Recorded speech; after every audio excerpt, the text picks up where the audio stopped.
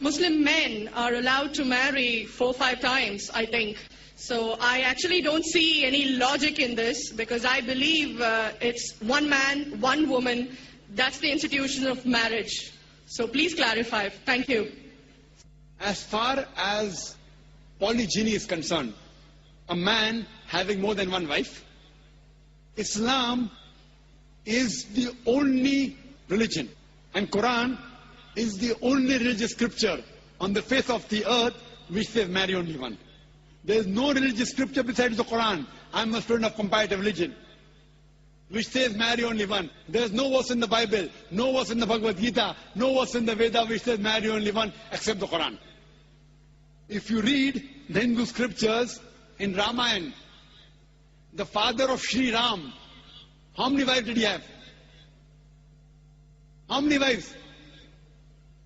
More than one? More than one. 3 wives. Fine.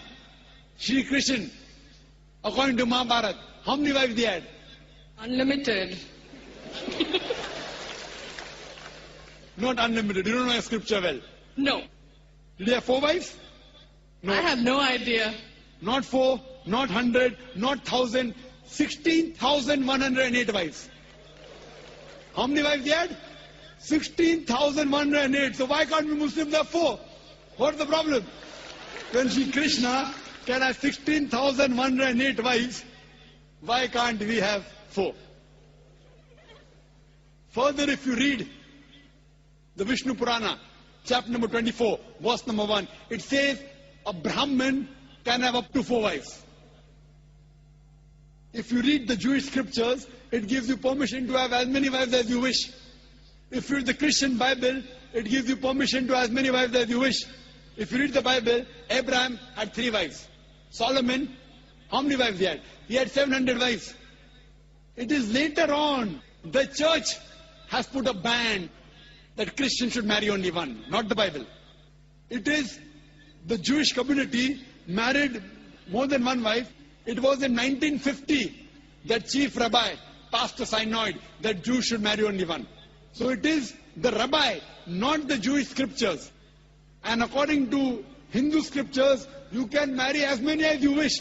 It is the Indian government in 1954 passed a law called the Hindu Special Marriage Act. Hindu Special Marriage Act, which says Hindus should marry only one. It is not the religious scripture. It is not Bhagavad Gita. It is not Ramayana. It is not Mahabharata. It is not Veda. It is the Indian Penal Code. Now, let's analyze what does the Quran say. Quran says in Surah Nisa, chapter 4, verse number 3, marry women of your choice in 2s, 3s or 4s. But if you can't do justice, marry only one. This statement, marry only one, is only given in the Quran and no other religious scripture. It says, marry women of your choice in 2s, 3s or 4s. But if you can't do justice, marry only one. So if you want to marry more than one woman, one of the criteria of the Quran is you should do justice. If you can't do justice, you should marry only one. Now, what are the reasons, logical reasons a person can think that why has Islam permitted certain men to have more than one wife? Many non-Muslims think it is fard, it is compulsory for a Muslim man to have more than one woman, to have more than one wife. It's not compulsory, it's optional. It's not fard, it's not compulsory. Have you heard of Dharminder? Yeah. How many wives he has? 2. Muslim or non-Muslim? Non-Muslim. Non-Muslim. Your previous chief minister, what's the name? Jayalalitha. Yes. Hindu or Muslim? Hindu or Muslim? Hindu. Hindu, fine. Now these are famous personalities. Fine. How many famous personalities you know in India who have got more than one wife? Now let us understand what are the logical reasons. Come back to logic now.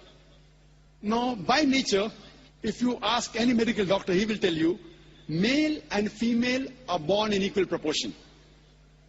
Girls and boys are born in equal proportion. But any medical doctor, any pediatrician, any children doctor will tell you that the female sex, the female child is stronger than the male child. That's the reason there are more deaths in the male children as compared to female children. So in children's age itself, the female children are much more than the male children. As life goes on, there are people dying due to accidents, due to alcoholism, due to war. There are more males dying as compared to females. Today, if you analyze in the world, there are more females in the world as compared to males.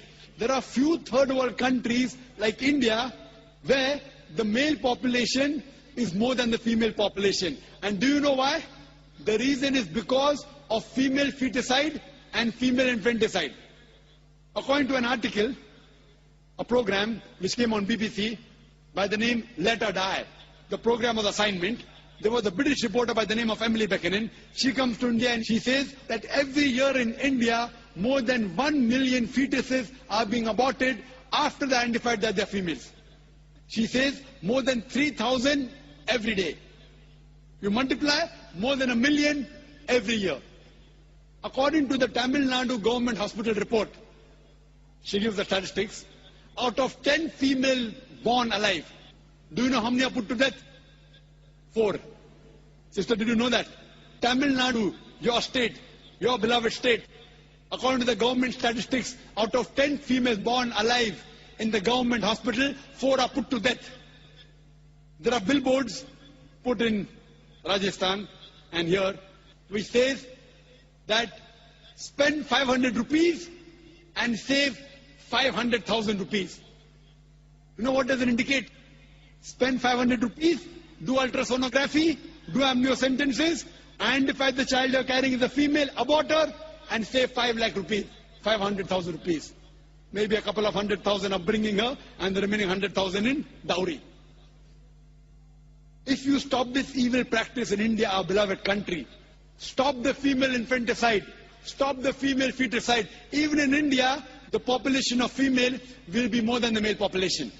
If you see the rest of the world, if you see New York alone, there are 1 million females more than males. In USA alone, there are 7.8 million females more than males.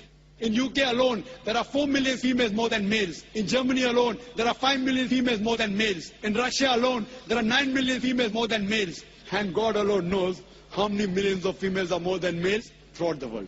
Suppose I agree with your philosophy, sister, you said, 1 man, 1 woman. If I agree with you, sister, with your philosophy, 1 man, 1 woman.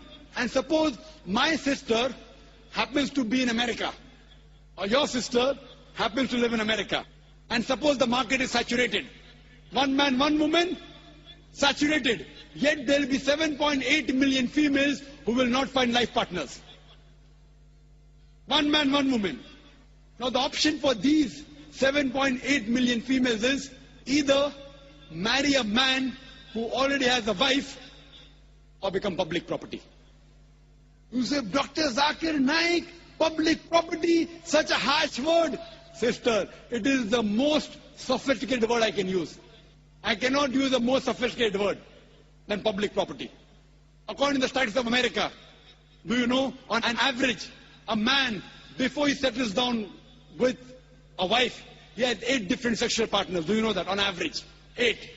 Some may have 1, some may have 10, some may have 28 sexual partners before he settles down with one. So the only option remaining, so if my sister happens to live in America, or if your sister happens to live in America, and the option is given to her, and suppose the market is saturated, every man has found a woman for himself. And unfortunately, my sister, or if your sister happens to be one of the women who has not found a life partner, the only option for them is either marry a man who already has a wife or become public property. Any modest woman would opt for the first. Sister, what would you opt for your sister? Marrying a man who already has a wife or become public property? My sister's too young to be married. So when she grows up and if she happens to go to America, or if you happen to be in America, her choice. What would you prefer for her? You're the elder sister. Would you prefer her becoming public property or marry a man who already has a wife and get equal rights? In Islam, if you have a second wife, you give equal rights. In America, the public property has got no rights. She's degraded. She's dishonored. In Islam, she has an equal right. She gets honor. What would you prefer for younger sister when she grows up? Sometimes it's difficult to speak the truth, sister, correct? Especially in front of such a large audience. Anyway, I've got your answer, sister. Thank you. And your silence speaks for that. So that's the reason in Islam, sister, men have been allowed to marry more than one wife is to protect the woman, not to degrade her.